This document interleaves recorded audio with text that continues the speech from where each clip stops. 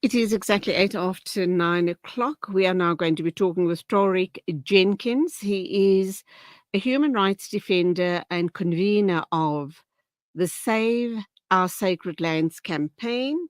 And we understand that on the 4th of October, the city of Cape Town unveiled a roadway and bridge extension in Observatory, Cape Town, as part of their controversial Riverlands development project that is being built on sacred ancestral lands.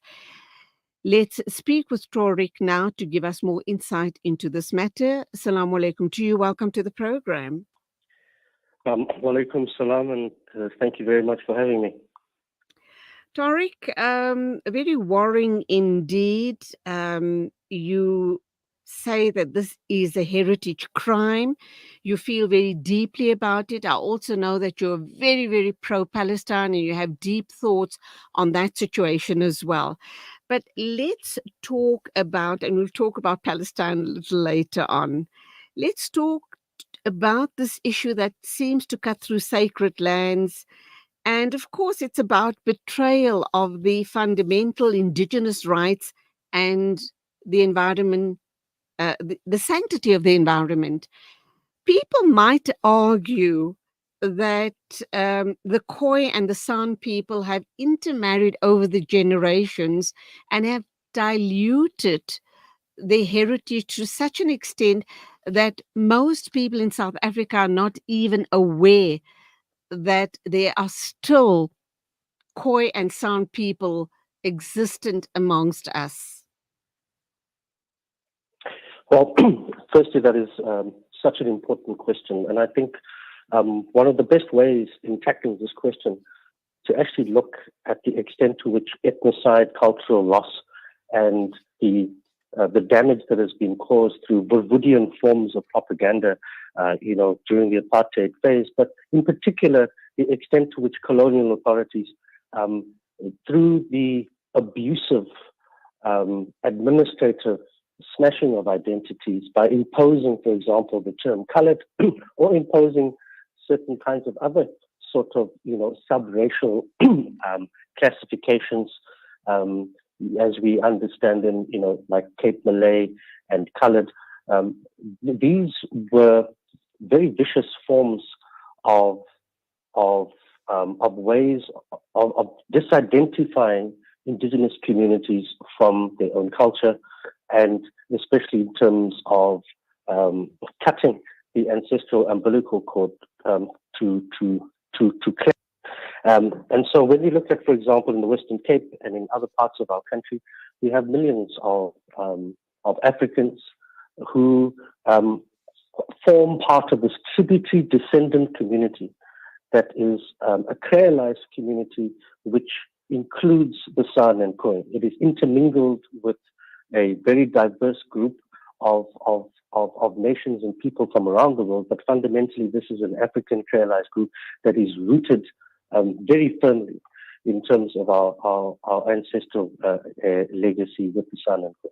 And so if you take a look at the term colored and the extent to which that term completely subsumed and made vanish a number of Khoi and San groups, what we have today is a highly problematic and untruthful understanding of our collective identity as Africans in the Western Cape and elsewhere. And so the continuation of this linguistic, cultural, and indigenous forms of connectivity, and identity continues. And with this development at the Two Rivers is something that, in our view, is really a continuation of this particular kind of smashing because of the extraordinary heritage attributes of this place. This is where private property emerges for the first time in our country in 1657. This is where Roman Dutch law is deployed and where the use of title deeds are weaponized as a way to legitimize the theft of indigenous land. It is also where the first frontier zone is established and where the Khoi Dutch Wars out in 59 as a result of this land theft that occurs in 1657, where the then largest company on earth, the Dutch East India Company, gifts its employees land on either side of the Liesbeek River. Which is where Jan van Riebeck puts up his Pega fence, which divides our community along the Liesbeek River. And in many ways, it's almost our Berlin Wall, which started the dislocation of communities of San and Khoi from the river, from the terrain, and the first, second occupation then was established, and the expansion of that project emerges from this particular precinct as well. So instead of it being duly recognized as a national heritage site, duly recognized for these attributes, including the fact that it is in a very environmentally sensitive terrain. Instead, the City of Cape Town, the Western Cape government, has allowed an egregious monstrosity of a building to sink 150,000 square meters of concrete block on this terrain to the tune of a development of about 5.2 billion rand, where the anchor tenant is none other than Amazon Web Services, alongside another, range of big sort of constructions and buildings, which includes hotels, what they call the Riverlands, which is a high-end apartment, a series of apartment blocks, and your typical sort of shopping mall. And for us, we have been fighting this, as you know, for a number of years. But this private property monstrosity is really nothing less than a form of ethnocide. And as it's currently destroying our land, which, as I've mentioned, is a fundamental part of our culture and holds a deep memory for our people. And since this development was announced in 2016, San and Khoi communities, together with civil society, have called for the protection of the site for the reasons that I've just explained. And I think that, this site is one of the last living surviving elements of an historical landscape of colonial violence. And it's also most notably something that is in close proximity to where the 1510 Battle of Salt River took place between the Khoi and the Portuguese invaders. And so the property developers, in our view, have been desecrating this land by infilling it. And with these roadways and massive office blocks for Amazon's headquarters, under this sort of, regenerative excuse of what is really sort of, a catalytic gentrification project, with the excuse of enhancing the quality of life for every Cape Townian, as they say. It is important for us to note this with indignation, that this vision excludes a real and sincere incorporation of the extent of our not having given consent to this development. And, we still maintain that it was done unlawfully. And, there is a legal pursuit, which is currently, in court. What we do know about the Western Cape, and over time we've been speaking to different people from the Western Cape regarding the situation there, very especially with the time of the elections. There were activists, human rights activists, saying that, discouraging people from voting for the DA, because the suggestion at the time was, and we are very well aware of it, that Cape Town is split up into two totally different countries in the one area, because you have the super rich on the Atlantic seaboard and going all the way down on prime land, living very luxurious lives. Their properties are worth hundreds of millions of rands.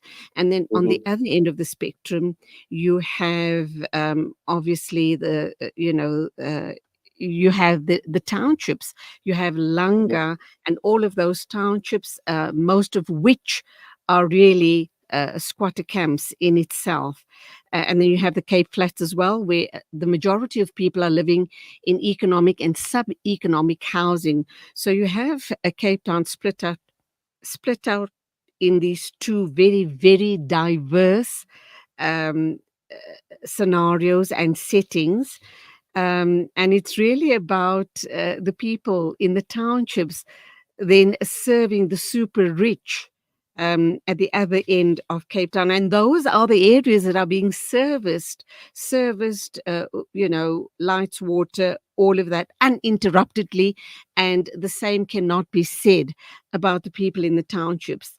Having said all of that, then, are you confident that this this cause that you are taking, not you in isolation, but a whole lot of people supporting you in stopping this development from going ahead by Amazon, that you will be successful? And my earlier remark about Cape Town being two different worlds in one area, how's that all? How are the people on the ground feeling about all of this? Very Mm. especially the claims that this is going to benefit the majority of the Cape Townians, or possibly in their eyes, in their minds, the majority of the Cape Townian working class people. How then do they believe it's going to benefit those people? Absolutely. So, as you know, our detractors have really accused us and the campaign and activists and, the tens and thousands of objectors of accusing us of opposing public infrastructure, opposing these so-called upgrades, economic development, and especially job creation, sort of painting us as somewhat primitive and backward. But I think what we have to be clear is that we do not oppose these goals of appropriate development. However, when economic expansion comes at the cost of violating fundamental indigenous rights to land and culture, that's when we urge, the public to recognize that this particular development is part of a centuries-long project of land theft, capital accumulation for the elite, and systemic oppression of indigenous and African people, and it must be stopped. And as you say, it's a tale of two cities. And this tale, unfortunately, the fact that there's a tick box exercise that's now being imposed in other parts of the Two Rivers Urban Park, which are now under threat, like Oudtshoorn, another rich historical site on the Two Rivers, in order for more private property to be developed. And this is deeply concerning. This is done at a time where the city has, just completed an auction at a time of about 44 pockets of land, including heritage sites that have been auctioned off by the city. And, a number of entities are vehemently sort of contesting this because they feel that this was not done with meaningful consultation, but also it posits squarely where the city and the Western Cape government's priorities are, which is appeasing big money and corporations while placing the aspirations of poor working class communities at a tokenizing level. And we feel that no amount of sleek PR or lip service can really obscure this Okay. fact. Tauriq, I'm so sorry. I'm going to have to interrupt you. I'm going to have to cut this interview as our second guest is on standby. We were running a little late in connecting with you. To wrap up very quickly, what are your demands? And of course, I also know that you have some thoughts around the genocide on the Palestinian people. So if you could try and be as quick as possible, please. Very briefly, we demand that this development immediately stop building the illegal and immoral private monstrosity on land, and we urge all people of conscience to also boycott Amazon products. We solemnly note, October 8th, which is now 360 6 days marking 1 year of genocide in Palestine, which is now spread to the West Bank and Lebanon, Syria and Iran. And the Korean San and Palestinian struggles are linked to the global indigenous struggle for land and liberation. More directly, we are fighting against a common oppressor, the Amazon Corporation, who is complicit in seizing San and Korean in South Africa for its African headquarters, while simultaneously powering Israel's genocidal mission. It does this through Project Nimbus, a $1.2 billion contract, which provides the automated technology facilitating Israel's deadly and systematic aggression against Palestinians. And so our call is to call on all allied partners to stand up against this this form of colonialism and apartheid happening here and across the global south from Palestine, Congo, Sudan. Thank you. Thank you. We're going to have to leave it there, unfortunately. You go well and keep up that flag flying as high as you possibly can. Thank you for being with us on the show this morning. Thank you very, very much for having me, Shukran. 9:23 a.m. News and Views on Salam Media. Standing by to talk with us now is Dr. Philip Proudfoot. He's a research fellow at the Institute of Development Studies, University of Sussex. We'll be talking to him in a minute or two.